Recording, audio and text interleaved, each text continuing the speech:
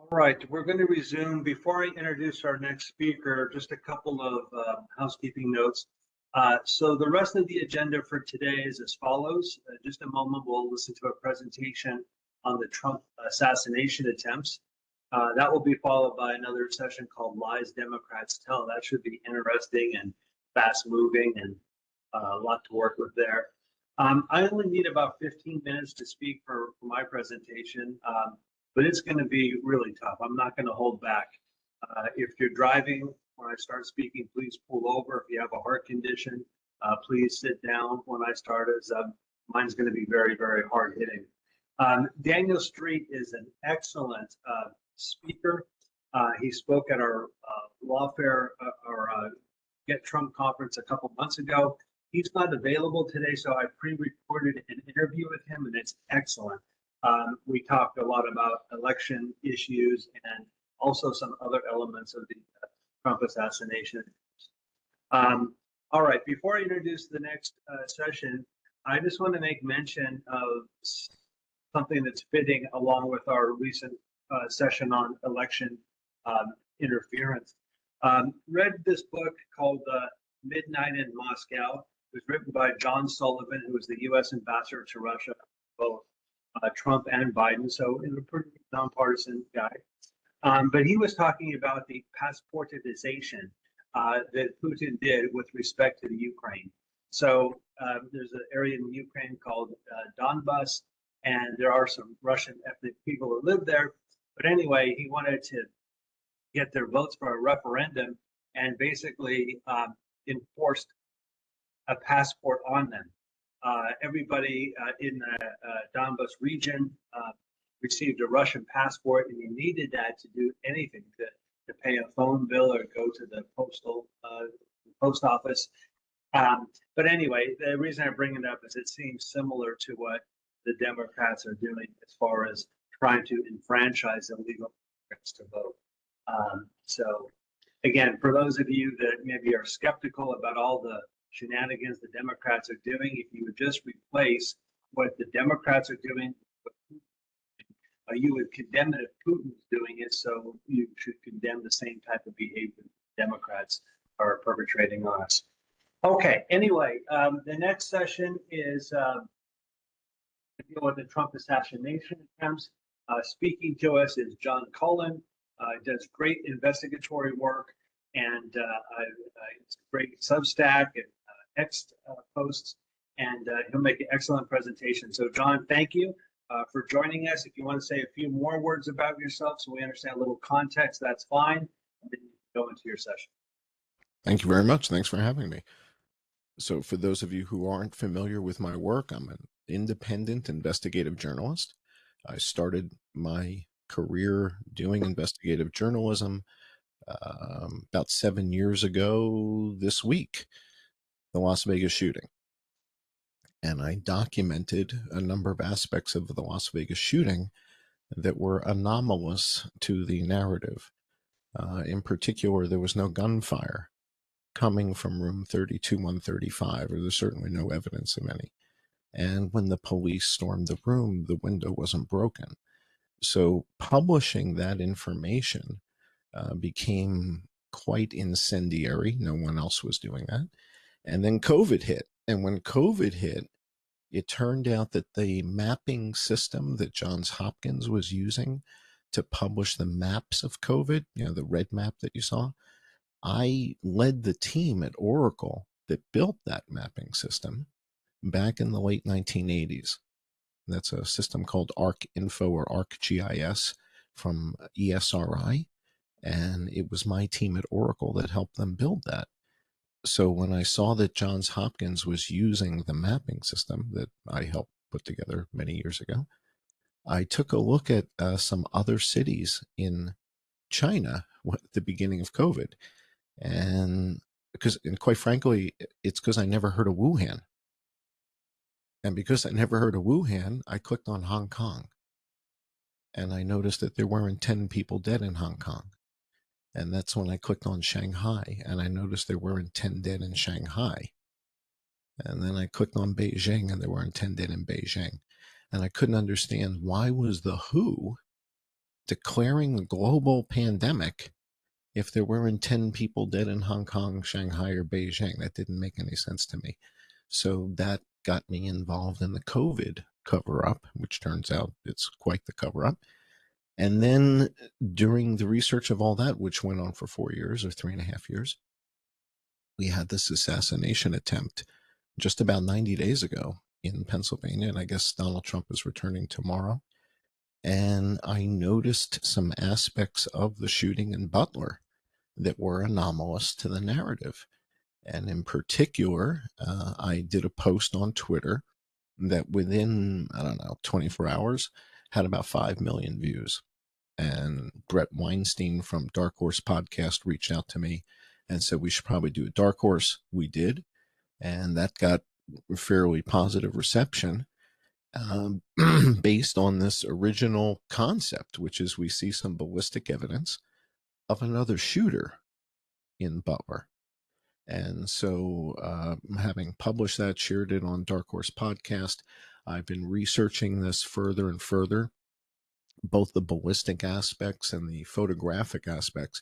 I do a podcast every week with Jason Goodman called Crowdsource the Truth. And we do something called John Cullen Investigates. And Jason's an expert in Photoshop, also legal matters, lawfare and all that. But we do this together. So we've been investigating the ballistic aspects, the photographic aspects. And from a ballistic evidence perspective, it certainly appears that there is a second shooter. And if you like, I can share that little video clip with your audience. This is the original clip that got the 5 million or 7 million views on Twitter. And that's kind of what sparked all this interest in this. And I'll also share with the audience that Congress is now aware of this and potentially looking into it further. So if you're comfortable, I can share this clip with the audience. Is that okay? Sure, please do. Okay. So this is from the Butler shooting, the original event a couple weeks back. This is a short little video that I put together for Twitter. Let's see if you guys can see this. Can you see that? Yes. So in the corner of the railing, we see a little puff of smoke. And I'm going to turn the audio up because this is happening at the same moment that we hear the very first shot. So there's no shot before this one. And we see this puff of smoke. Let me turn the audio up so you guys can hear what's happening now. Look what happened. See something that said, take a look what happened. What happened. Take a look what happened. You see the little puff of smoke in the corner there? You see that? It's going left to right, and it's on the first shot. In other words, you hear the president talking. He says, if you want to hear something real, he said, take a look, and bang, we hear the first shot. And we don't yet hear the second shot. And we see this puff of smoke on the railing. And the puff of smoke seems to be moving from the left to the right. So let's watch again. We're going to zero in on this. And again, this is what caused all this consternation. What happened? Take a look what happened.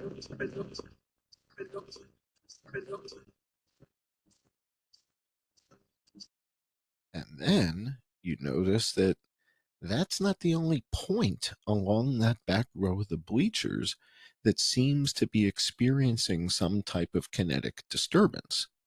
Because this guy in white shorts and white shirt and red hat goes tumbling down. And then we study all the other people in the back row here. And we see that there's some sort of a flinch reaction going on back there. And nobody else has that type of reaction in the audience on that first shot other than this back row of the bleachers. Watch this. If you want to really see something that said, take a look what happened.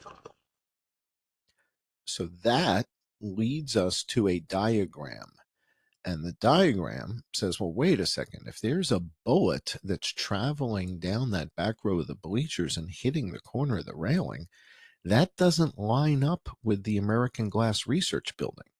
That's kind of a problem. That the back row of the bleachers lines up with something else. I start following that line backwards, and it's where the counter snipers are on the roof. And that's when I realized it appears somebody was shooting at the counter snipers and missed. And when their shot missed the counter snipers, it traveled down this back row of the bleachers and hit the railing. And that was my original supposition, sort of the straw man hypothesis going in, is if there's a bullet coming down this back row of the bleachers, we see this guy tumbling, we see the puff of smoke, right? We see this happening. Turns out a whole bunch of people here are flinching, or we see it kind of brushing by or something. Something's happening. And when we look upstream from this, we find the counter snipers on the rooftop. Well, did anything happen with the counter snipers on the rooftop? Let's take a look at that. Let me see if I can stop sharing this thing. And I'm going to share another little video with you guys. So there's a young lady named Vanessa Broussard. She was reporting live for RSBN. And the counter snipers are up on the rooftop, and originally they're kind of trying to get a line of sight on the shooter on the roof, but there's a tree in the way. I don't know if people understand that. There's a tree between these guys and the shooter on the roof. They can't see him clearly. So listen to what Vanessa Broussard says and watch what these guys do. I don't know if you guys have seen this footage before. This is somewhat unique. No, he didn't. He did not. Secret Service quickly erupted. You can see the snipers on the building behind the podium aiming at the trees. If you look to our left, there are trees in the distance, and that seems to be where the gunfire is coming from. Whoa, that seems to be where the gunfire is coming from. That's certainly a different twist. So what we're seeing here are the counter snipers are rotating clockwise behind and pointing away from American Glass Research back towards the tree line. And Vanessa Broussard says it appears that's where the gunfire is coming from. Behind the podium, aiming at the trees. If you look to our left, there are trees in the distance, and that seems to be where the gunfire is coming from. So if that's the case, that introduces a second shooter in the trees. And that seemed a little bit crazy to me originally. But then we got the testimony from the counter snipers from the Hercules team, and they said they thought they were being shot at. So that confirmed the ballistic evidence that we saw. So we see this ballistic evidence. We see these guys turning towards the trees. They think they're being shot at, and if somebody's shooting at them and missed, it would go right down the back row of the bleachers.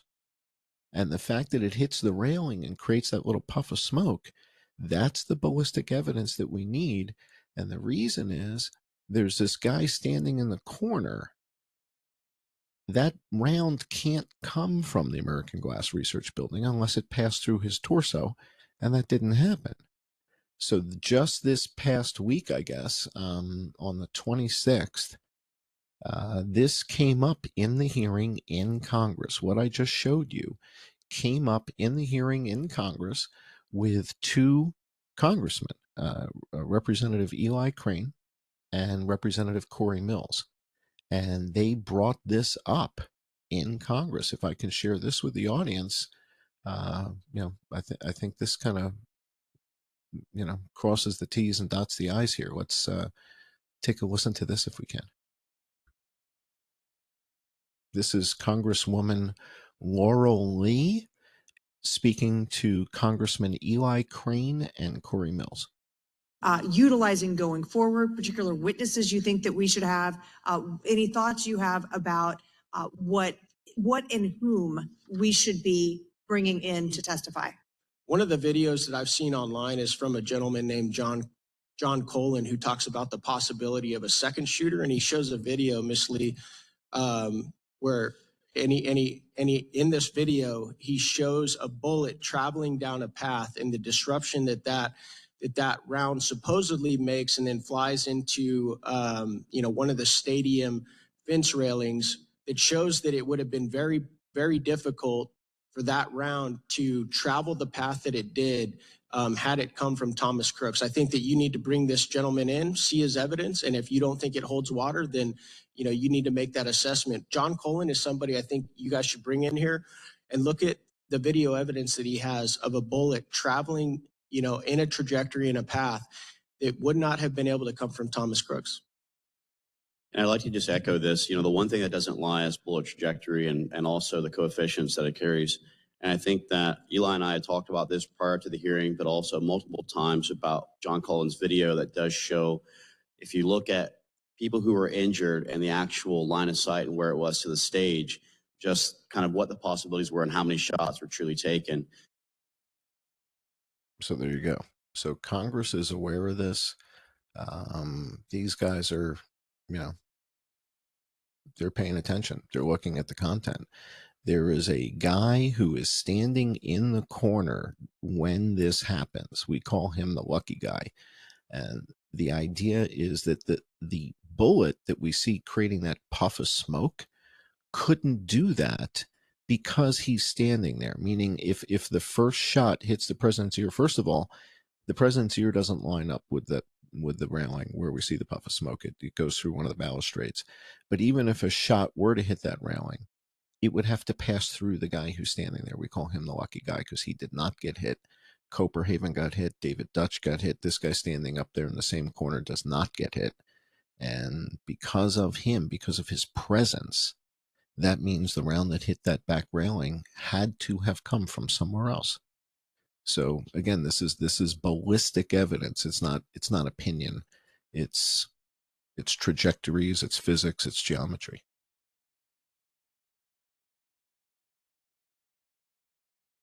And with that, if you've got questions or, right now it looks like there's more than one shooter in Butler.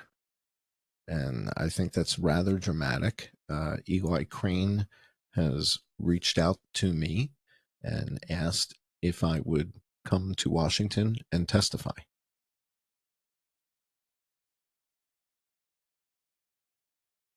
Okay, is that pretty much what you wanted to present to us?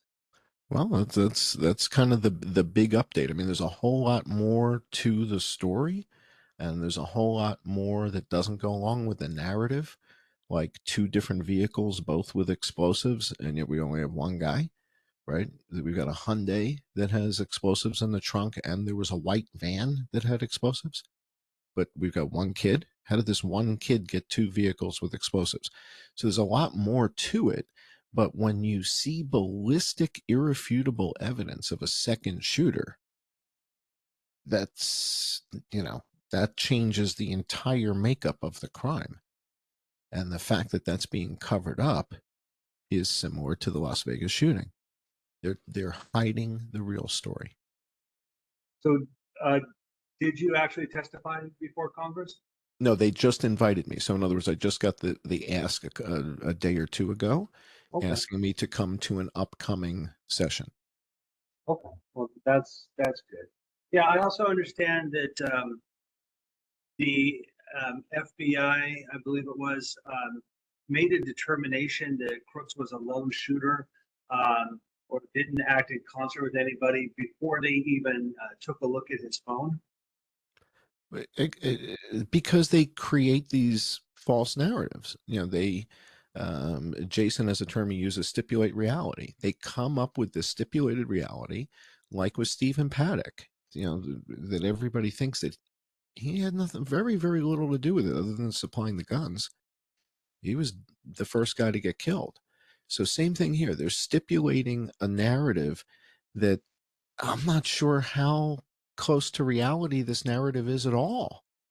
Is that really Thomas Crooks on the roof? You know, how do I know that's just not some soldier from the Azov battalion who let his hair grow long? I don't know. You know, I'm not buying what they're selling at all because I have ballistic evidence of a second shooter. And by the way, where did I say that it looked like the second shooter? Where did I say it looked like the shots were coming from? It looked like the shots were coming from where? And I said it felt uncomfortable the first time I had to say it, right? I went on Brett Weinstein's Dark Horse podcast and I said, Brett, it looks like there's a second shooter. He's like, well, where's the second shooter? And I'm like, I almost don't even want to say it because it's so embarrassing. But then Vanessa Broussard's footage comes forward and we're like, but she says, but they're turning towards the trees.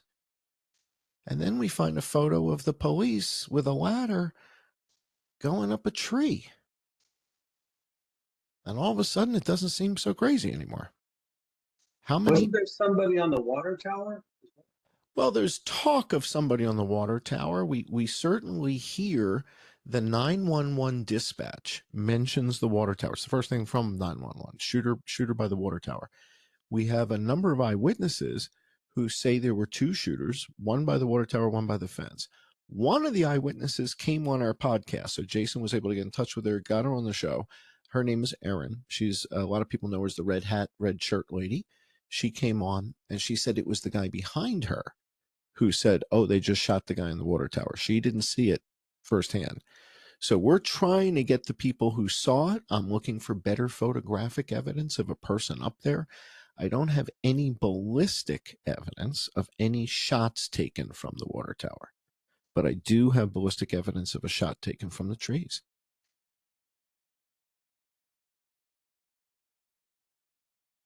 Do you do much as far as analyzing the surrounding events and the second assassination attempt? You know, do you have anything to say about the preparedness of the Secret Service?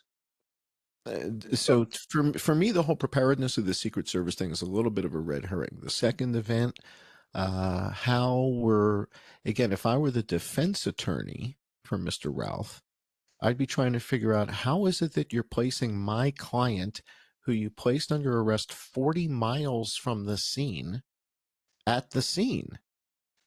There's a rifle with numbers scratched out, so there can't be a transaction record for that rifle being sold to anybody. So how are you placing Routh at the scene? And I'm looking for some evidence of that, and that's why it seems right now the prosecution wants to delay the trial. They're pushing for more time. They need more time. So Routh didn't take any shots. There were no shots taken from that rifle. The rifle's the strangest thing I've ever seen, right? It's an SKS and it's beat up, right? It's like a $25 pawn shop rifle. And the way the scope is mounted, I don't even know if it could function. The scope is mounted above the ejection port. I don't know if the rounds can eject. So I'm not so sure about that whole story. That has a lot of red herring smell to me. Like, let's get everybody to not talk about Butler and talk about something else. I've got evidence that Butler was a conspiracy to kill the former president of the United States with multiple shooters. Who those multiple shooters are, who were they working for, how was this allowed to happen, which is rather obvious that there was no counter snipers on the water tower. The water tower wasn't on the original map of the scene. They cropped it right below the water tower. So a lot of suspicious aspects, but when you introduce this notion of a second shooter, it changes the entire, complexion of the crime. Right. Maybe also taking the assassination attempt in the context of during the Mar-a-Lago search and seizure, there was the FBI and so forth had basically a license to use deadly force if necessary. Both the Trump and the Kennedy campaigns asked for more Secret Service protection. that wasn't granted then. Kennedy didn't have any Secret Service protection until a couple weeks before he withdrew from the race, despite his father and uncle being assassinated. You know, just the vitriol that comes out of Democrats.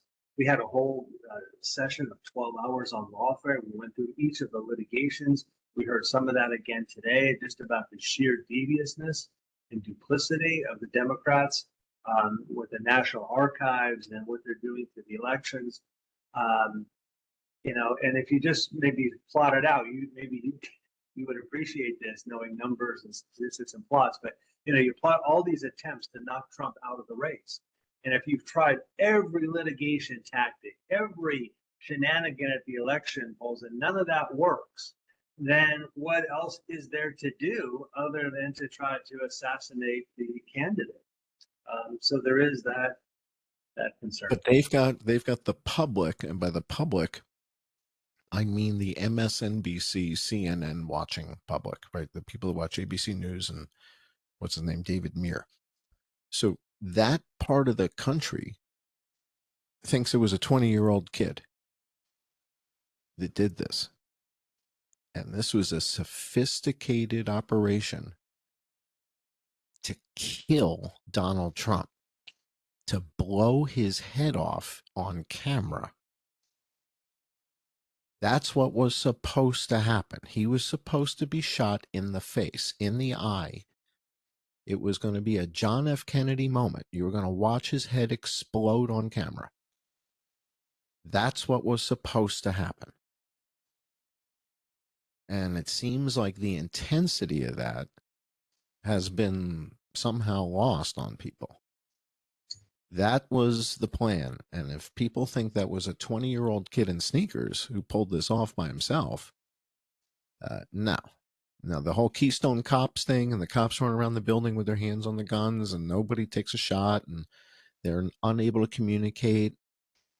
Normalcy bias, man. Things like this don't happen that often, like the Vegas shooting. Things like this don't happen that often. And when they do, you know, these people just aren't that prepared. You know, had it been the Texas Rangers, those guys are they're pretty tight. You know, I don't know that they would have screwed up, but they're covering up aspects here. They're covering up that 9th shot, and they're telling you that the Butler SWAT guy took it. Clay Higgins has already realized that's not true. Mark Green has already realized that's not true. And it seems that the police department's already perjured themselves. So this case is going to get more and more interesting as Congress continues to dig in. I was saying to Jason, I really think this may have been a tipping point. I saw Richard Blumenthal, Dick Blumenthal from Connecticut, was livid. And he doesn't like Donald Trump. And he was upset. And I think these guys got shaken up. I think these guys realized their own mortality, and they're thinking they could kill any of us if they could do this. And the combination of what these guys think, they were vulnerable January 6th, they see this. I think their own vulnerability kicks in because, as I've said before, I think most of these people are narcissists. So they're worried about their own safety. And that's what made this real for them. So we'll see. Is this the tipping point where we see results from Congress? I don't know. But again, I'm seeing Democrats who are upset. I saw Dick Blumenthal. His hair looks great, by the way. Yeah, to his credit, Dick Blumenthal has been taking this very seriously, and also to many other Democrats. My understanding, there was a vote in Congress to decide whether or not leading candidates should have as much Secret Service protection as the incumbent, and the vote was 405 to 0. Some Democrats didn't show up to work that day, but still, a lot of them did vote for that bill, which I think. Well, that's where Corey Mills has been real vocal about. This needs to be threat-based. It needs to be risk-based. You don't do it based on which candidate it is and how they're polling. That, you know, you're measuring the wrong things. And so Corey Mills has been real vocal about this and about, you know, things to fix the problem. Right. So I'm not the guy that's got the suggestions to fix the problem. Corey Mills knows this stuff. So he's, you know, trying to help this not happen again. I'm trying to bring people's attention to the fact of what actually happened, because if you don't know that's what happened, you're not looking in the trees. Right, right. Well, that was very interesting. You have some unique perspective and unique research, and we very much appreciate your sharing that with us. So Thank you very much for having me with the group. Thank you. yeah, okay, excellent.